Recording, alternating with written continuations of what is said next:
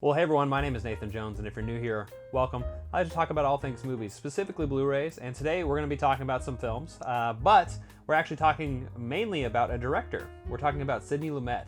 So what I did was I had a challenge that I issued to everyone who is watching this right now, or anyone who wanted to participate in a director's challenge. And that director's challenge was to watch 10 unwatched films from a director of your choice. You know, so I chose Sidney Lumet for my director that I had not seen before, which is actually a little bit crazy because at the time, before I started this challenge, I had only seen 3 films by Sidney Lumet. One of them being 12 Angry Men, his first film. Great film, by the way. Dog Day Afternoon with Al Pacino, right here, and then Network with William Holden, Faye Dunaway and company. But I had only seen those 3 films by this director, and I loved all of those movies, and I seem to have liked the Sidney Lumet and the things that I've seen. And I also read his book, Making Movies, and that's really kind of what kind of sprung this interest in you know, figuring out more about his filmography and his life and the things he did through the films that he made. And I realized that I also had about 7 films in my collection that were unwatched that are directed by him. And I'm like, okay, well, might as well do this as a challenge and do this unwatched thing. So I bought a few films more to add it up all the way up to 10. And so today I'm going to be sharing with you those films that I watched for this director's challenge. This time I chose Sidney Lumet for my films. So let's actually just get started, and I'm going to go in chronological order of when I watched these films. So I went, you know, through a timeline of the films that I haven't seen. So I haven't seen every film directed by this man, obviously. But these are the films that I had in my collection, and then a few that I picked up along the way on my journey to watch more of Sidney Lumet's film. And I feel like at the end of the video, I'm going to showcase kind of my general thoughts on the filmmaker and just what I think overall of the direction that he went and the different time periods in his life where he got to some of the films that he would be touching and some of the themes that he'd be creating here. And so that's what I'm going to be doing today. Did you choose anyone for the Director's Challenge? I'm actually kind of curious down in the comment section down below. Tell me who you chose for the Director's Challenge, or if you wanted to start now, you know, like who would you choose of a director that you hadn't seen any of their work, or at least hadn't seen a majority of their work? I'm curious to know what you would choose. All right, so starting off is actually a Criterion. By the way, when I mentioned Criterion, there's about to be a sale right now, and I would highly, highly recommend getting 12 Angry Men. This is from 1957. It is the first film that he directed. And it is quite the scorcher. And I mean, like, because it's a summer movie too, because it's set in the summer, but it is quite a excellent court procedural drama about 12 men, of course, who are trying to see the verdict of guilty or not guilty for this murder that did or didn't happen, or whose fault it was, right? But seriously, watch this movie. It's incredible. It's one of my favorite films of all time. And I couldn't recommend it enough. And in fact, I might be talking about it a little bit later when I talk about the 1950s. But anyway, yes, buy that film. But now going back to the director's journey, so the director's challenge that I started, I actually picked up another Criterion film right here. This is actually Spine Number 515, and it is actually based on a Tennessee Williams play, and it's starring Marlon Brando, Anna Magnani, and Joan Woodward. And I'm talking about The Fugitive Kind right here. I was a little bit hesitant to start this one, mainly because, yes, I had seen Cat on a Hot Tin Roof, which actually I do enjoy. And I also watched The Streetcar Named Desire, another Tennessee Williams and Marlon Brando film. And honestly, it's weird. I'm one of those people who's maybe not so in love with, at least with Streetcar Named Desire, I'm not so in love with that film. It's actually a little bit of a stretch for me to watch it. It's been a few years since I've seen it, but I would definitely give it another shot. I have the film. But The Fugitive Kind, I was like, okay, what kind of mood am I going to be in to watch this film? And I was actually pleasantly surprised. So Marlon Brando is playing Val Xavier, Valentine, like Valentine Xavier, so it's a really crazy name. Who's coming straight from New Orleans, and he's kind of had a shady past, and he's trying to pretty much turn over a new leaf and going to this small town. And then just, you know, make a new name for himself and be quiet down a little bit, right? So he runs into Anna Magnani's character, who is this wife of the shopkeeper, who the shopkeeper seems to be ill and also a little bit controlling, but she has dreams and aspirations of her own, and so she kind of, you know, falls in love with this new guy who seems to be very mysterious, who starts working for that shop There's also a bunch of other characters in here, like so Joanne Woodward's in here. She's like a libertine of sorts, the town drunk, if you will. But you know, it really does center around the two main characters, Marlon Brando and Anna Magnini. I keep saying her name incorrectly. I'm sure I'm saying it not correctly. But I actually had a good time with this film, and the performances were really, really well done, especially Anna's performance. I think she is bar none the best performance in this entire film. I will say Marlon Brando, there are parts that I really, really like about him in this movie, but sometimes it felt like he was kind of sleeping through this role, or like there wasn't much of a, you know, some energy there that you would get from Marlon Brando, like on the waterfront or something along those lines. But, you know, that's a small gripe. But this is a really excellent film from 1960. It's really early on in Sidney Lumet's career, and it's just a few years after 12 Angry Men, but I definitely would recommend getting this film and checking it out. I would say at least check it out on the Criterion channel if it's there before you buy this one. But I think it's definitely an excellent addition, and I'm glad that Criterion put it out. It actually comes with a couple of really cool special features. I only watched one of the special features, the interview from 2009 with Sidney Lumet, so one of his late interviews before he passed away. And then there's also some really cool things here where it has 3 plays by Tennessee Williams, which is an hour-long 1958 television presentation of one-act plays, all directed by Sidney Lumet and starring Ben Gazzara and Lee Grant, among others. And, you know, so those are really cool, and I'm looking forward to eventually going to those in the future and watching that. And then it also has a program from 2010 discussing Williams' work in Hollywood and The Fugitive Kind, and an essay by David Thompson. Speaking of David Thompson, I just finished his book, A Light in the Dark. Really great book. I also recommend that book. If it just came out earlier this year, talking about film directors. And so this actually, that's kind of weird that I just remembered that that film critic wrote the book in this particular release from Criterion. But yeah, The Fugitive Kind. Has anyone seen it? I'm definitely curious to know if anyone's seen it, and if you like this or any Tennessee Williams adaptations.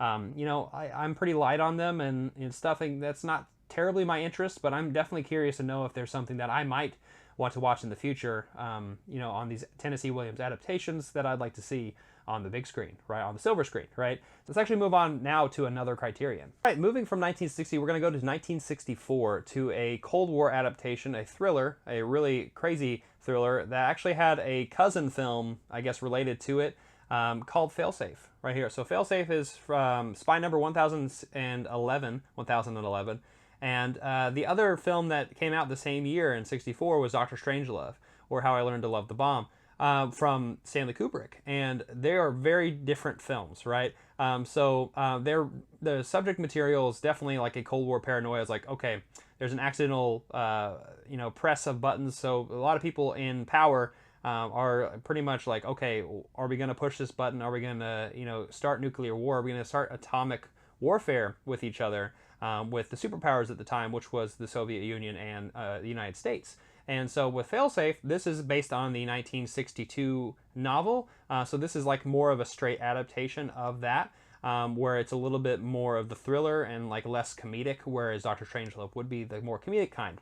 But I really love this film, and I really love Peter Fonda, who plays the president in this film. So Peter Fonda was, you know, recently also in 12 Angry Men, you know, not too long ago before this, right, for Sidney Lumet. And this is just a really great tale. And honestly, when I say tale, it's like this paranoia is just, it's really, really present in this time period. And I think this is a little bit of a weird coincidence that both of these films came out at the same time. And I want to say this film actually came out after Dr. Strangelove. So I think it suffered a little bit from that. Because Dr. Strangelove took this very serious thing and kind of made it a little bit comical, but also still horrifying, because obviously atomic warfare is terrifying. But with Failsafe, it's like it really is, you know, playing on that paranoia and then seeing the decisions that all these people in power have to deal with, right? And at the end of the day, it's like, well, do we or do we not do these things? And but it's also a really excellent look at, like, okay, who is in power and like who makes these decisions, right? And do we hold them accountable for these things, or like things like this, for instance, where Failsafe is in the name. It's, you know, it's more or less monitoring something, and then something accidentally happens and it causes this entire domino effect that where it goes down to Peter Fonda's character in this movie, where we're gonna see like, is he gonna have to? Does he have to sacrifice some people to stop this nuclear warfare, or what's gonna happen? It's very hard to watch because really thinking about it. Obviously, this is a film, but thinking about like it in like a bigger context is really, there's a lot of gravity to it, right? So along with Henry Fonda, Walter Matthau plays a really cool political theorist in this. I know there's a scene at the very beginning of the film where he's kind of at one of those Pentagon / I guess DC parties where they're staying up a little late and they're just talking about things and theories, and he seems to be like the Jeff Goldblum, like where you'd see in Jurassic Park, kind of the chaos theory guy. And he's just like, okay, yeah, I'm a theorist, and like I'm kind of, people know me and want to listen to me. I'm in the center of the party. But anyway, he plays that character, and but it also like he crosses over into some serious territory too when things start to get real, right? When things actually start to actually happen. It's not just theory anymore.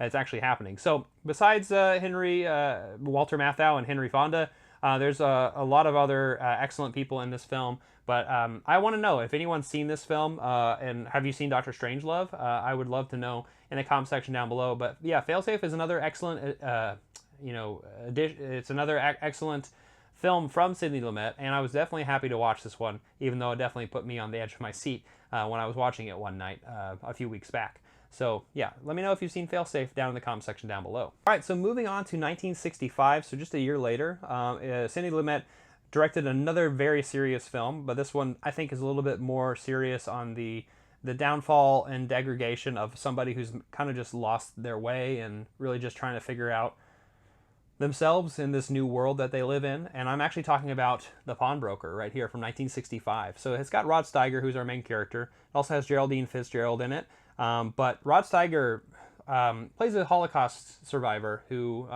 is, he's in a new location. He's in the United States. He's actually, I think he's in Harlem of all places, and he lives in a neighborhood that has seen quite a bit of struggle already. All right, he owns this pawn shop, right, which is why he's called a pawnbroker. And the thing is that he's got a lot to deal with. There's a lot of people who come in and out and just kind of try to use him, but at the same time, like you think about his past and you get flashes of it. And actually, there's a really cool camera technique with this particular film that really just like interlaces a lot of the memories that he's having as he's dealing with some of these traumas that he's is dealing with, like at the pawn shop itself, but then the past traumas when he was in the concentration camp, seeing his family murdered before him. And that's the other thing too, is his family's all dead. All the ones he loved, his wife, his children, they're all gone. And so it's almost like, why do I keep going? And he actually has a really, really excellent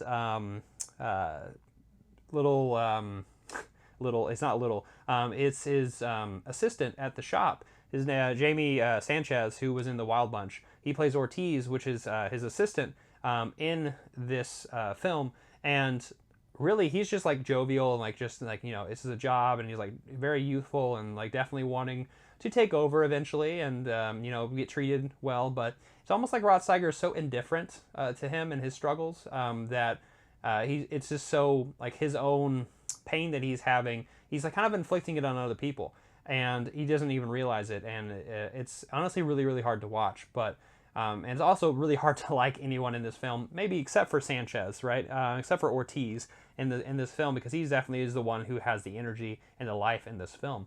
But it really is a difficult subject to tackle, right? It is a really difficult thing to talk about. And in 1965, this is in the 60s, so politics were very rampant, and social issues were becoming a lot more relevant, and especially in films, And so we see that in this film by Sidney Lumet, and I think it's an excellent addition. If anyone hasn't seen it, you should certainly get this one. This is on Olive Films. I wish there was another edition of it, but this is an excellent film, and I would highly recommend this one. This is definitely, of the three that I've mentioned so far, probably my favorite of the bunch. But yeah, have you seen The Pawnbroker? Let me know in the comment sections down below. All right, so now we're going to move on from 1965 all the way up to 1972. Yeah, I know I missed a few films, but This is what I have, right? But I'm actually jumping into the UK. So, Sidney Lumet went over there to work with Sean Connery, but also Trevor Howard in The Offense right here. This is actually about a policeman who abuses his power. He initially has seen so much trauma and so much things that are going on, and then more or less beats this suspect to death, this suspected rapist, and rightfully so, by the way. But at the same time, like, did he go too far? And it's told in a lot of different aspects. So it's a flashback. It honestly shows you the scene at the very beginning, like the aftermath of like he just beat somebody to death in a room where you interrogate people, right? Police interrogation room, and you see those after effects. But like you see it, a creative way that Sidney Lumet I think does really really well is interlacing those memories, going back and forth in time, really to kind of piece together, like, okay, is Sean Connery the bad guy? Because he kind of seems that way. Nobody in this film is likable. And the people who are in this film really seem to be living in this world that doesn't seem to be very kind, right? It really does just showcase what Sidney Lumet really is trying to like understand, I think. And I think through these characters is really just show like police brutality, but also really just kind of turn power on its head, right? And show you that like people can abuse power, even if the person, like the suspected rapist, is in the wrong, right? And probably did do that. But at the same time, like you can see how much trauma has done to the people who are putting these people away, right? Because it's also that is the case. But Sean Connery plays a character that is, like I said, not very likable in this film. But it is interesting to kind of see his degradation and like how he's just like slowly becoming what he hates most, right? And I think it's a good character study on that, and also really showcases where Sidney Lumet really kind of cares about these social things that I think makes it unique for filmmakers that like are as popular as Sidney Lumet. And so yeah, if anyone's seen this film, this is actually this is a Eureka Masters of Cinema line right here. So this is a Region B film. So this is spy number 110. But yeah, this is where I got from the Masters of Cinema line. I had this on my shelf and I quite enjoyed it. Definitely not one of my favorites of the Sidney Lumet films that I've watched, but it's definitely worth a watch, and it's definitely a good character study. All right, so we're going to actually continue with police films, but this time we're actually going to be following Al Pacino. So this is actually from 1973, and it is a film that is one of the more famous Sidney Lumet films, and it's also another Eureka that I have. This is spy number 79. I'm talking about Serpico, which this is Officer Serpico, Al Pacino right here, who plays a really, let's see, trying to think of how to say it. He's a cop who definitely plays by the rules, doesn't take bribes, definitely wants to clean the police of New York where he works, and all the people who just kind of get bribes and really just abuse the system. So it's another film about like abuse of the system, and it's definitely one of those things where like you're seeing it from maybe this idealistic character that there are very few people out there who are like almost as black and white as Officer Serpico a little bit, where they honestly. It is. I love his character, Al Pacino's character, but there is almost a little bit of inhuman quality to him, where it's like, honestly, depending on where you come from, there might be some believability of where like he might get influenced by something, but he really did stick to his guns and to his beliefs, which is really interesting too. But I really love this film. I loved the location, and I could tell that Sidney Lumet really does like New York and is from that area, from the East Coast, and you see that in his films really later on especially. But I think this is an excellent film. If anyone hasn't seen this one, I think Al Pacino does a fantastic job. This is actually before Dog Day Afternoon that he would do a few years later with Sidney Lumet. But one thing that is really funny about Officer Serpico in this film is he's kind of like an undercover cop, and so he like has constant changes of costumes and designs, and like just has different facial hair, and it's actually comical sometimes because he's like, you can tell he's like a cop, and he's in some situations where it's like that person's a cop even though you're watching the film, you know that. But if you're ever in that like situation or environment, you would be like, that's a cop over there sitting in the corner with a weird fake mustache. But anyway, that's something that I picked up on with this film, which was a little silly. It kind of took me out a little bit, but I really like this film, and it's actually one of my favorite films that I've watched from Sidney Lumet. It is one that like I was just glued to the screen the entire time, and it was a good breath of fresh air, I guess, to an extent, from The Offense, which both deal with cops, right, with police. But in a very different way, right? Where this is a character that you actually can like, and you actually can form a relationship with him, even though, like I said, he is a little bit idealistic with the kind of black and white nature of like, I don't take bribes and things like that, which we want that to be the people in power, but it's not really a reality, right? So has anyone seen Serpico? I'm definitely curious to know in the comment section down below. Let's actually move on from here to a murder mystery. All right, so now we're going to move on to a film from the next year, 1974. Now this film is very interesting. It's like almost like he switched from these police procedural films or like police dramas to like a murder mystery from Agatha Christie. So this is actually a DVD that I have right here, Murder on the Orient Express. So I've actually had this film for the longest time, and I have been wanting to watch this for a while, but I've also wanted to read the book, and I actually still haven't read the book, which is unfortunate because I would have rather read it than seen it first, right? But the thing is, I was reading the Making Movies book from Sidney Lumet, and in the book he actually spoiled the whole like whodunit thing about this mystery on this train.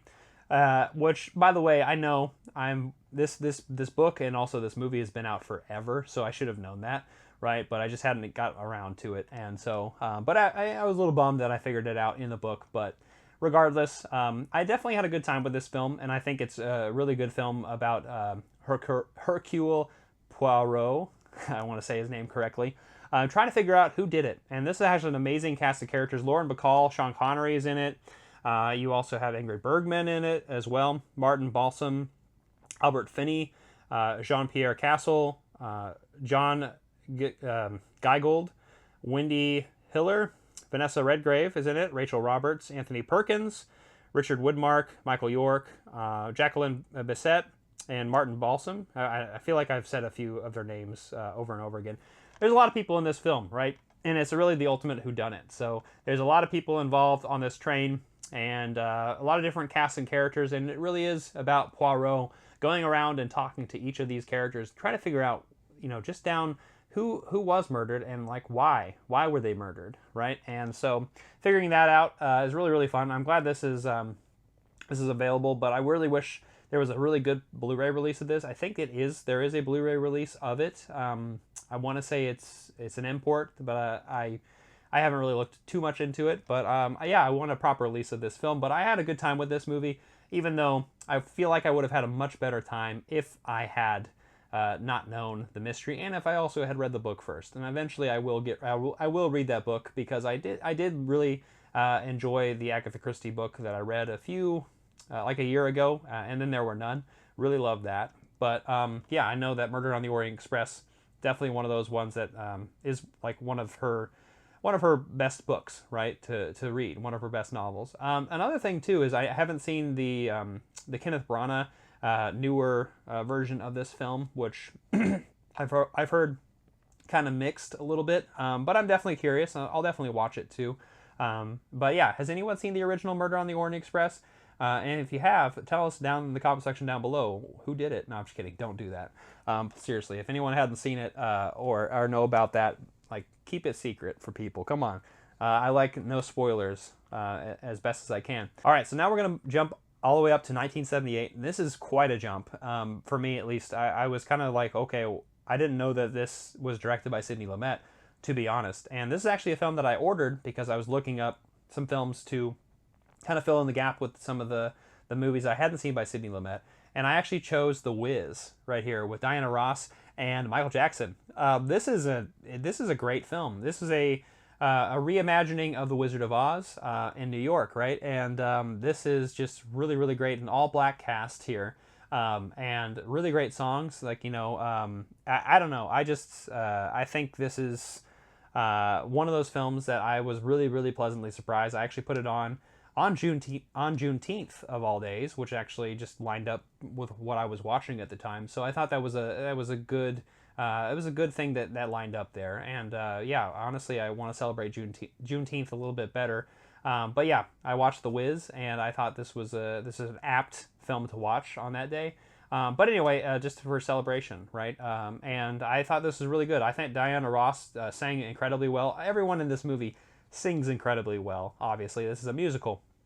Maybe a little hard to believe that she was Dorothy, right? Because this is a Wizard of Oz take, and because she's a little older, I suppose. So it's a little hard for to suspend that belief of like she kind of plays. She's obviously older, but she plays somebody who is a lot younger, and you can tell by her actions that like it just doesn't seem to fit terribly too much. But regardless, I think Sidney Lumet did a really fantastic job with this film. It's got a crazy production, and it's vivid as hell. Obviously, Wizard of Oz is very colorful, and so is The Wiz, right? Of course. And so I thought this was a really great reimagining, and got some really great tunes to it. And honestly, I want to listen more to the soundtrack because it is quite enjoyable, and I think this is as some of the best music of the time. So yeah, has anyone seen The Wiz? I'm definitely was, like I said, blown away that Sidney Lumet did this, right? Of all the movies that he did.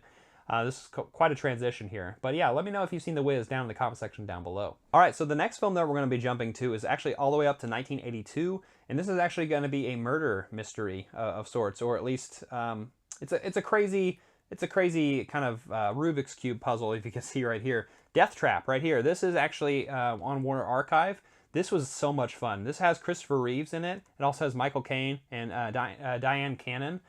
Man, oh man, this is such a fun film.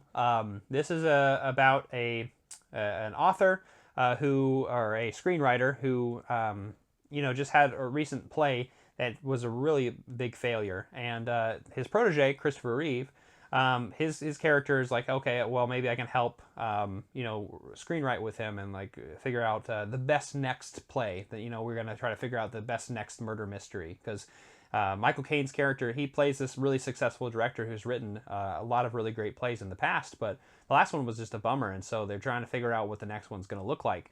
And then his wife, Dyan Cannon's character, who kind of is a little ditzy, but also super fan of Michael Caine, and like wants to proper husband up, and it's like, hey, you did great, and stuff like that.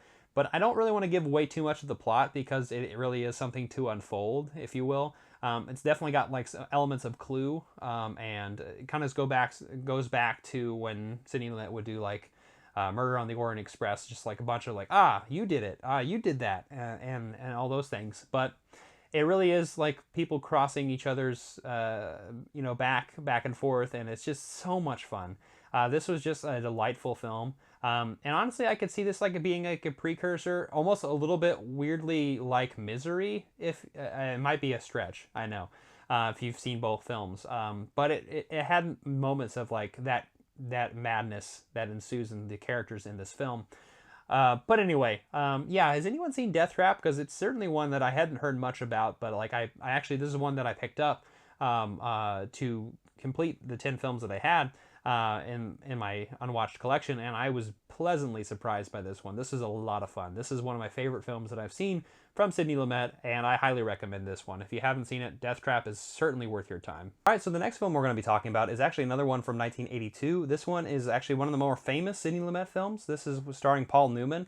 It's The Verdict right here. This is about another, it's another trial, another court case film that Sidney Lumet did. And it's about an attorney who really is kind of sleazy and has kind of been just taking money and letting things kind of just, run by him. He hasn't really put too much passion into the things that he's doing. But he runs into this case that there's this malpractice that happens where this woman is paralyzed, put in a coma, I think almost dies. Don't quote me on that one. It's been a bit since I've seen it. It's been like, I watched a few films since then.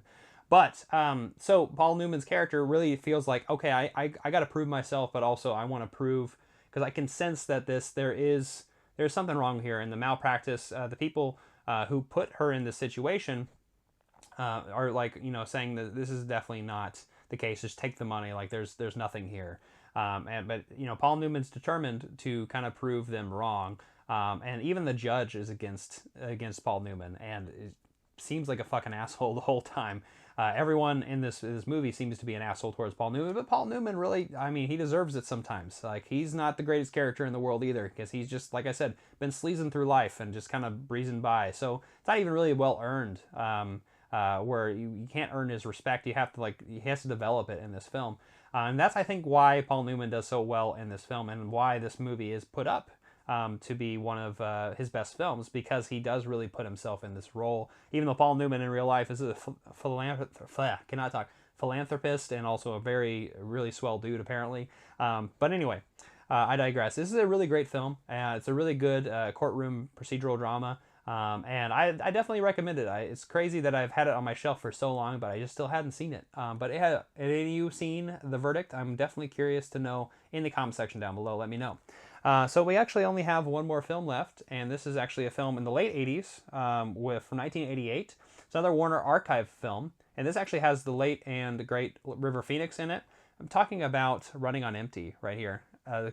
This is such a great film. Oh my God, I had no idea this coming-of-age film was on my shelf, really. I had it on my shelf from a Warner Archive sale, and I'm like, I'll get to it. But, since I've been doing this challenge, Sidney Lumet directed it, and I was like, oh, wow, I was pleasantly surprised to put it on.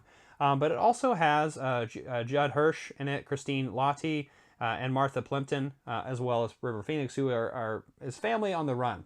So, hence Running on Empty. So, the FBI actually wants this family, this husband and wife, who kind of were... I think they bombed a factory and on accident killed the janitor, or scarred them, put them in the hospital. And the FBI really wants them because they just, they committed this huge crime. But this was like a couple decades before, and their children are with them, and their children are on the run too, and that's all they've known their whole life. They've had to run from place to place to just avoid being caught by the federal government. And so River Phoenix, he's coming of age. He's about to exit high school. He's trying to figure out what he wants to do. He really loves music. He actually finds somebody who really likes and starts to fall in love with. And yeah, that's actually kind of like the crux of the film, where it's like, it's a coming of age story, and it's really odd. All the pieces, if you think about it, like on paper, it sounds really weird, but together it really fits. And the family, oh my God, this is like one of those families that I love everybody in it so much. Like, you can definitely tell that everyone in this family cares for each other so much, even though it's so hard for them to make it through the situation that they're in. And a lot of them, they do things that hurt the other person, and they don't mean to, but they're just trying to look out for them. And I can really sense that with this family. I really love Lottie in this, and Hirsch. Both of them, mother and father, are incredible in this film. But yeah, River Phoenix, obviously, this is one of the films that he's in, and I was very pleasantly surprised. I love this movie. It has my heart. It's definitely one of my favorite films that I watched of Sidney Lumet's films, and I'm so happy that I was able to finish it on this one.